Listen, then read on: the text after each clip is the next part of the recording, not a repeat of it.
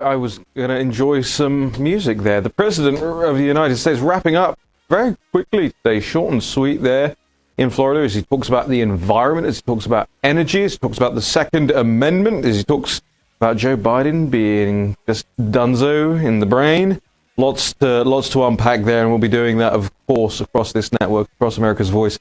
As the rest of the day goes on, I'm Raheem Kassam, editor-in-chief of thenationalpulse.com. We had an entire show, packed out show for you guys today, but of course, the president, it's very important that we cover these speeches live, as so many of the networks don't. You will always find the uninterrupted coverage of the president and his rallies here on America's Voice, so I want you to be assured of that. But we had a whole show, and the show was going to be about 9/11. As we approach the anniversary of 9/11, a very important anniversary in this country, incredibly important to me personally. We had Tim Brown, who's going to come on as a survivor. Used to work with Mayor Rudy Giuliani.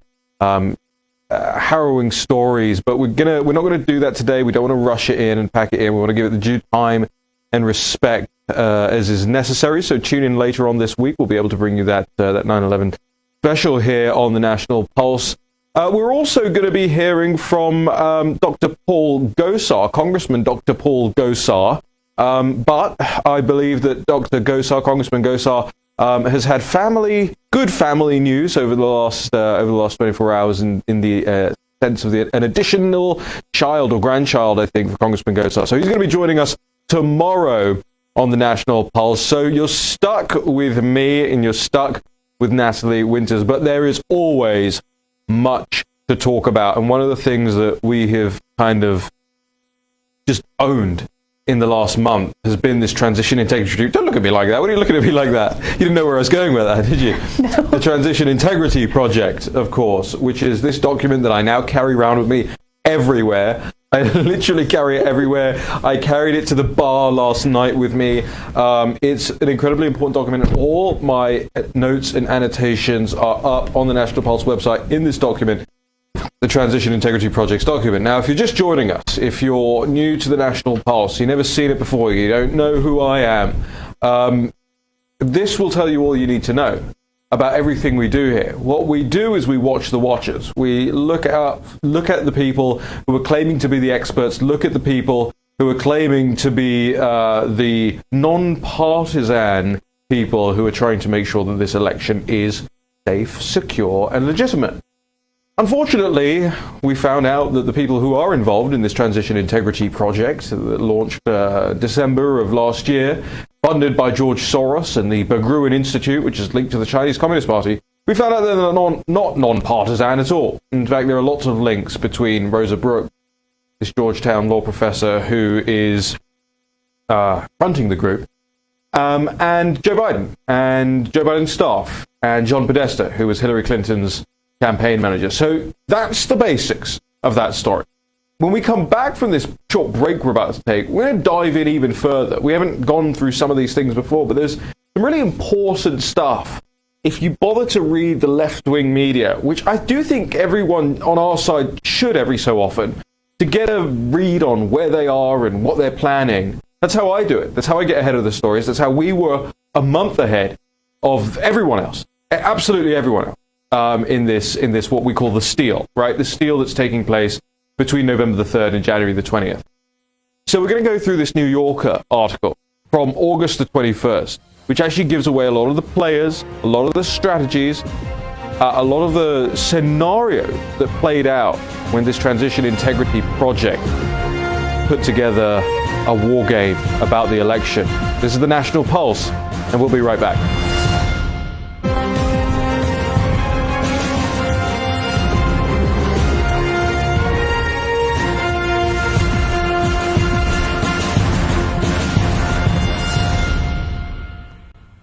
Well, welcome back to the National Pulse. And a different edition today, a President Bumps Us edition, but we're always glad to throw to the President of the United States. And historically speaking, whenever I get bumped off my own show by the President, I then get a lot of retweets, either the next day or that evening by the President, so fingers crossed. We always like those POTUS retweets here on the National Pulse. We're very grateful, of course, to all of you guys and gals out there who are doing what Natalie's laptop says on the front of it now, which is fundrealnews.com. These are our supporters over at the National Pulse. You can go to fundrealnews.com URL, or you can go to thenationalpulse.com/support.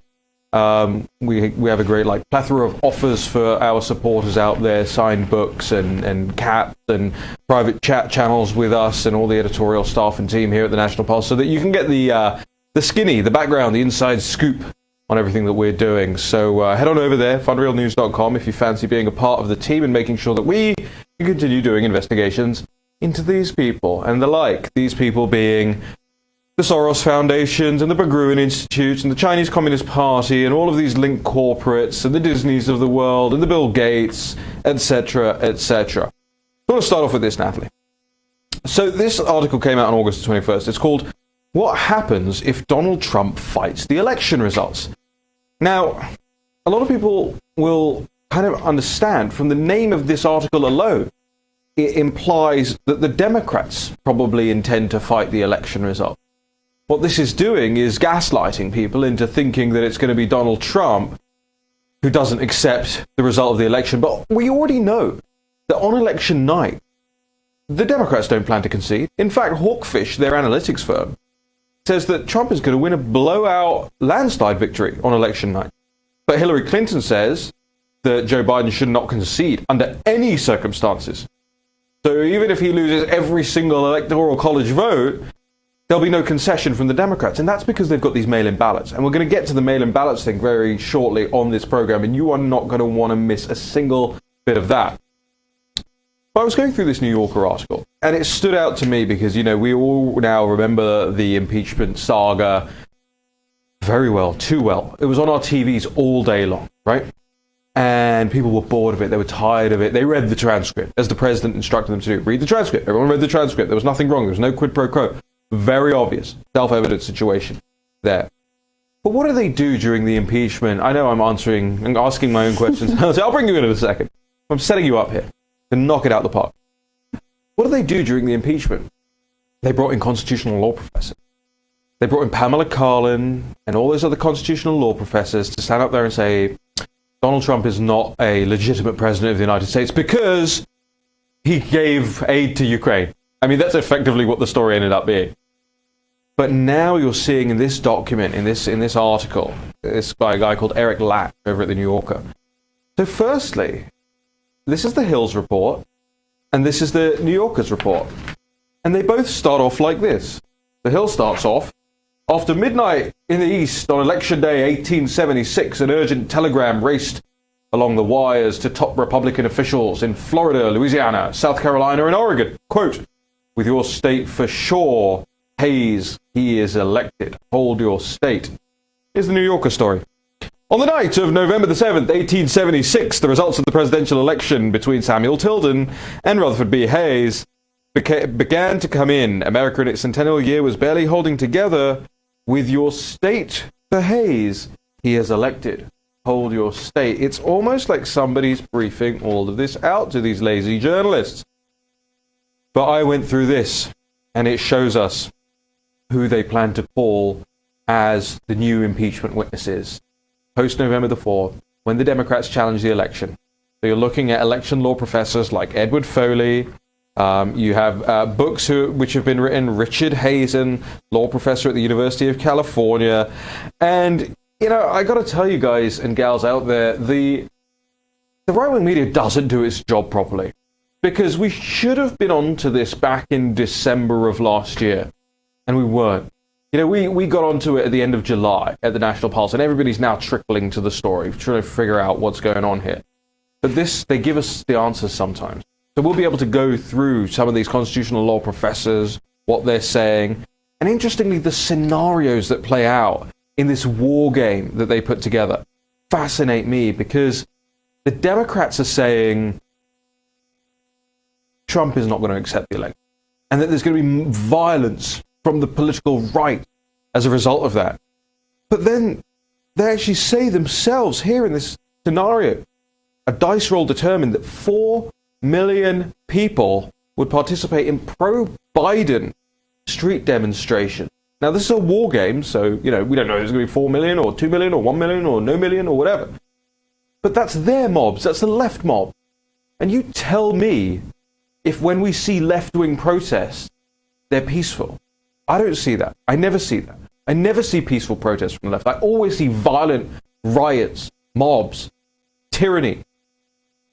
And then it talks about the game ended with the Democratic Party beginning to investigate Trump and his family. This is the stuff of banana republics. This is the stuff that dictators do in ousting other leaders. They go after their families. They persecute them. They jail them. This is the Democrat Party of America effectively acknowledging and admitting that they intend to use third world, developing world political tactics to persecute President Trump, to prosecute his family, and it's all in black and white. And Natalie, I mean, I've burned through this whole segment here somehow, but it's shocking to me that they're not even self-aware enough to realize that they're putting this into articles. They're laying out the plan. But in the minute we've got left before the break, tell me why the right isn't more ahead on this. Exactly. Not only have we been covering this issue since months prior, but we've actually forced the founder of the Transition Integrity Project, in response to the pressure that we've put on her, to admit on Twitter just last night that, quote, "I support Joe Biden and will do every legal and ethical thing within my power to help him get elected." Then she continued. Hold on. That's the non-partisan. That's the non-partisan. Read that again, slowly. "I support Joe Biden and will do every legal and ethical thing within my power to help him get elected." That's Rosa Brooks. That's Rosa Brooks, who's also sent nearly $21,000 to Democrats over her life and has been at private dinners with George Soros and John Podesta.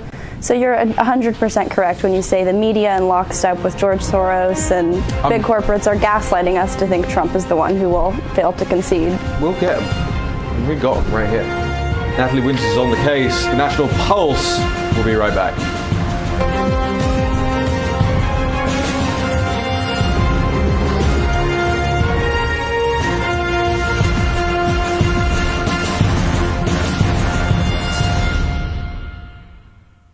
There's some breaking news across my phone. A new Xbox for $299. You can all have Xboxes, as far as I'm concerned. Very cheap. I remember when these things were like thousands of dollars back in the day. Anyway, I get very excited about these things because one of our managing team here at the National Pulse, Nick and I, we play a lot of soccer, as you guys call it, on the Xbox. He's terrible. He's just awful. He's just endless. Isn't that right, Natalie? Yes. There you go. Confirm. So that's our wind down. It's whiskey and Xbox.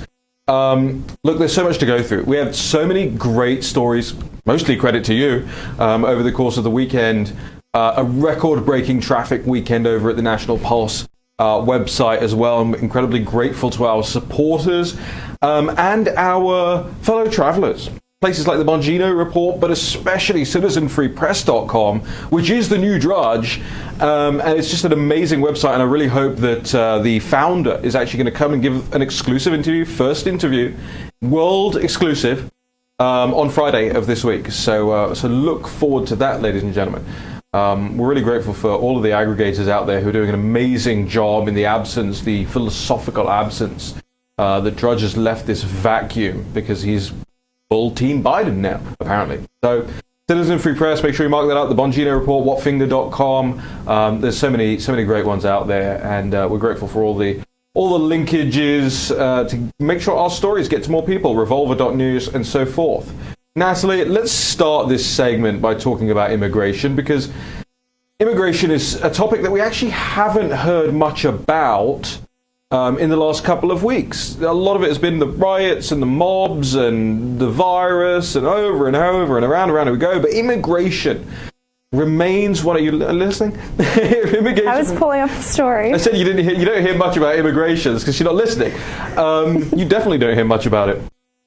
It's still one of the top priorities as far as the ordinary public is concerned. Is this massive immigration problem that's hitting the entirety of the Western world, because of political leaders that have believed in open borders forever. Just no rules, don't care about legality. One of the things that came out of looking into Biden and his immigration plan. Again, people aren't talking about this enough. It's insane. So he wants to grant amnesty to all illegal immigrants. Now, you hear this number, 11 million, a lot. 11 million, not 11 million. That's a silly number. It was 11 million 20 years ago. We're talking about what? At least, I think now, the Yale study from 2018 says 22 million. At least. Illegal, at least. That was 2 years ago. Now, Biden says give them all amnesty. Let them all in. Forget about it. Legal, citizenship, everything for everyone, welfare, etc. But the White House data shows that the average migrant brings 3.5 family members with them from wherever they come from. So you're talking about 77 million people, that would mean. I know we covered this on the show last week with Michael Anton, but I don't think enough people really get your head around that number. That's 25% of the current US population that would be eligible, or at least we could project out from what we do know about this, that would be coming into the country. It's nuts, isn't it? Yeah, well, you hit the nail on the head. Immigration is an issue that interfaces with basically all aspects of society. From a political and voting perspective, you see bringing in more immigrants invariably leads to more Democrat voters. Socially, there's obviously cultural changes. We've seen that occurring throughout Europe. And even economically, illegal immigration and even legal immigration is probably the most pressing force that drives down the wages of American workers. So adding 77 million individuals to America from a population perspective is not only absurd, but there'd be severe ramifications for all Americans, but really for the working class. And I'm not even saying that, day one of a potential Biden administration, there'd be 77 million people at the door. Yeah, it's going to be trickle in over the course of 4 years or 8 years or 20 years or whatever it is. Well, actually, he said he would immediately begin working. He will immediately. What I'm saying is those 3.5 people per family won't be getting on a plane immediately themselves. But that is still a whopping number. Even if it comes over the course of 10 years, it's a whopping number. Even if half of that number comes over the course of 10 years, it's a whopping number. And I just wonder that nobody seems to be attacking Joe Biden and the Democrats on this point. And I think it's a point that most sane Americans actually agree on. Whether you come from the left or come from the right, 77 million people is not okay to bring into the country, to just give them the green light and say, yeah, we can accommodate everything and everyone and send it all over. It can't happen. I've seen it happen to my country. Mass migration, the likes of which you couldn't believe. We have the size of the United Kingdom. We have about 650,000 people immigrating every year. That's the size of one of our largest cities immigrating every year. We're not building more cities. We've barely got enough space. And I'm just worried that it's going to happen here in the United States too. Sticking with Joe Biden. What did Chinese state media say about Joe Biden this week? Yes, Chinese state-run media has again seemingly given Joe Biden yet another de facto endorsement. They ran an op-ed this weekend. It's a de facto, it's a glowing in-your-face endorsement. Yes, and they say that, quote, Biden's worldview runs parallel to Beijing's. They talk about how if Biden is, quote, truly determined to reconcile with Beijing, nothing should stop him from coming to the negotiating table. And they draw many distinctions between Joe Biden's negotiating tactics and that of Donald Trump's. They're definitely in favor of the former. Can I just ask you a self-evident question? What would the media be doing if Russia Today or Sputnik put out an article that said Donald Trump's worldview runs parallel to Moscow's? It'd be front page of every. It would be the front page. Exactly. They'd call it election interference. They'd set up commissions. Facebook would crack down and censor the article. Rather, you see. Don Lemon would have 3 hours a night to talk about it. Exactly. But there's not a lot of right-wing media covering this either. We're really the only people who seem to be going through Chinese state media and seeing op-eds like these, which are literally on the front page of China Global Television Network. Again, there's. Frustrates me so much. People on the right more interested in Cardi B than they are the existential threat to the United States, which is the Chinese Communist Party. Exactly. It's extraordinary. All right, we've got one more segment here on this. I guess it's a special now. It's a special show. Given that the president was kind enough to take the first half an hour off our hands, but we're very grateful to the president of the United States because, frankly, we're not seeing much out of Joe Biden out there on the stump, are we?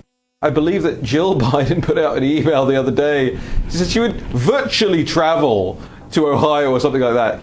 That's a very fancy way of saying you're going to set up a Zoom meeting or a Skype meeting. She's going to virtually travel to another state in the union. Yeah, okay. It's called a phone call or a text message. Why doesn't Jill Biden just text someone? You can virtually travel that way.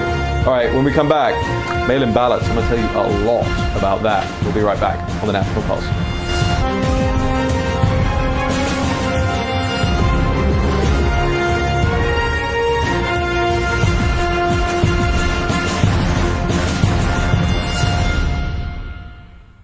Well, when Joe Biden still had some of his senses left, he went to the Council on Foreign Relations and he gave a long and boring speech. But just like everything, you got to go through the noise to get to the signal. And the signal was two things. Number one, it was in that speech that he admitted about effectively bribing somebody to get rid of a Ukrainian prosecutor. There was a quid pro quo by Joe Biden as Vice President of the United States to get his son Hunter off the hook, being investigated in Ukraine, you'll remember. But there was a second part of that Council on Foreign Relations speech which really piqued our interest over at the War Room show. We had the War Room Impeachment show, and now over at the National Pulse as well. I want to roll you this clip. Let's play Joe Biden. For China. I've spent a lot of time, apparently I was told by the folks of state, I've spent more time in private meetings with Xi Jinping than any world leader. I have 25 hours of private dinners with him, just he and I, and one interpreter.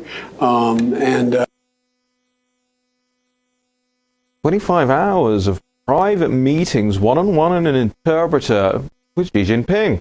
Imagine if President Donald Trump had gone in front of the Council on Foreign Relations, or maybe the Heritage Foundation, the right-wing equivalent, whatever it is, and said, yeah, I've had 25 hours of private meetings with Vladimir Putin, just one-on-one, and there was an interpreter in the room. Wouldn't every single media organization in the entire country, in the entire world, be trying to figure out what was said at those meetings? What was arranged? What was discussed?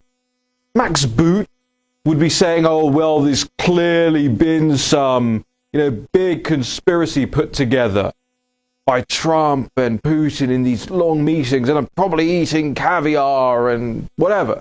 They'd fabricate. Like they fabricate everything. They'd fabricate an entire narrative, an entire story. But the point is they would try and get some information, right? Of course. We all would. We'd all want to know. But Joe Biden, when he was Vice President of the United States, he had 25 hours of private meeting with the world's most dangerous dictator and tyrant. And nobody cares? We care. Natalie Winters cares. Natalie, you wrote to the State Department. Yes.